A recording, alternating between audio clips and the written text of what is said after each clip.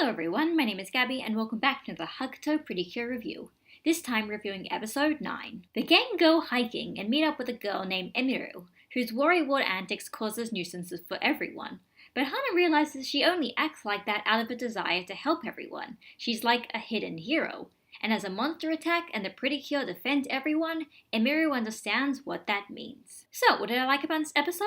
Well, I honestly enjoyed the connection we got between Hana and Emiru. In that, first of all, it feels like Emiru was actually kind of really important to the plot, and there's kind of a sort of reason for her to be there, in that it almost feels like she's sort of part of Hana's development. In that it's like, Hana wants to be this sort of cool, mature adult figure, and then here we have Emiru, who's this character who essentially kind of learns from Hana, and kind of learns to respect Hana, even though she doesn't at the start of the episode. And then even at the end, she starts calling her senpai. It kind of feels like Emiru is this new sort of stepping stone for Hana's development, that she's going to be kind of mentoring her in a way, and that's going to be sort of how she sort of gets to be cooler and more mature. And that's going to be really interesting to see. Certainly Emiru is quirky enough that she's got places to grow. I also liked how this episode kind of had an overlying theme of sort of heroes. In it, Hana was kind of explaining that Emiru is kind of like a hero because she kind of puts everybody else's safety over her own and kind of tries to help everybody by worrying about anything that might go wrong, but at the same time not really trying to take credit for it. And then Hana kind of directly and indirectly relates that to being a Precure. She kind of explains that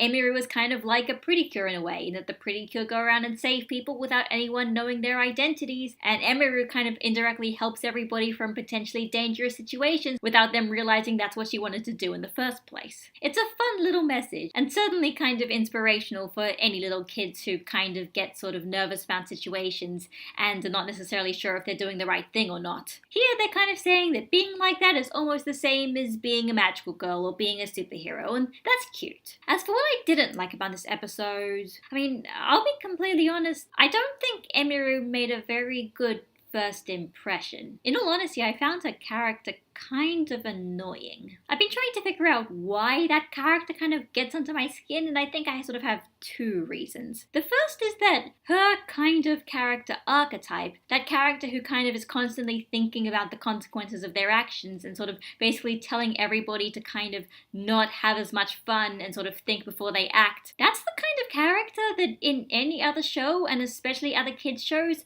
that would normally kind of be the villain. In a normal kids show, it's kind of like the default is that we want to see the kids have fun. And any character, whether they're a kid or an adult, any sort of character who starts telling them, no, you can't go that way, you can't touch those flowers, you can't do that because that could be dangerous, normally that's kind of the mark of the antagonist. So here in this episode, Emiru, by kind of worrying about all this stuff, she's kind of almost acting like the antagonist of the episode, but at the same time, she's also kind of supposed to be sympathetic. Perhaps if this was a stronger episode overall, it might have been able to sort of carry that concept, but as it was, I couldn't really get behind the fact that we were actually supposed to see all of Emiru's actions as actually kind of admirable. It still sort of felt like Emiru was just kind of getting in everybody's way, and that's not something that you inherently want to see. Also, there's something kind of a little bit annoying about the fact that Emiru is essentially, her biggest almost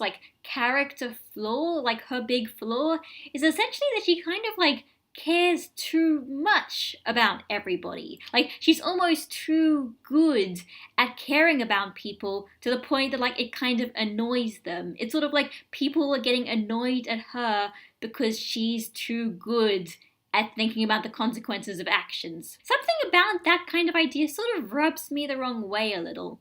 It kind of reminds me of, I hate using this term because it's really reductive and honestly kind of a bit sort of sexist in its own way, but it's a little bit kind of almost like Mary Sue-ish. There's something about how the fact that this sort of plot of this episode was sort of showing Emiru kind of getting in everybody's way, kind of being an inconvenience to everybody, but then having the episode eventually kind of say, actually no, there's nothing wrong with Emiru. In fact, every weird thing that Emiru does, she does it because she cares about everybody so much, and there's kind of absolutely nothing wrong with her at all. It doesn't really feel like she gets character development other than I guess she respects Hana more. And in any other situation, this wouldn't really be much of a talking point, but but Emiru is going to be important in the later parts of the series. Like, she's going to be one of the main cast members. And this is her first impression, and her first impression is kind of making me feel like she's a little bit annoying. I'm a little bit worried about what they're going to do with her later on. I hope she gets better, basically. And this all could be forgiven if this episode was honestly pretty decent on its own. But the other fault of this episode is it had a lot of very kind of contrived coincidences and very unusual scenarios that one of those things that, like, if you just sort of sat around and thought about some of these things for 2 seconds, it just makes you question, like, everything. Like, if they're going on a hike,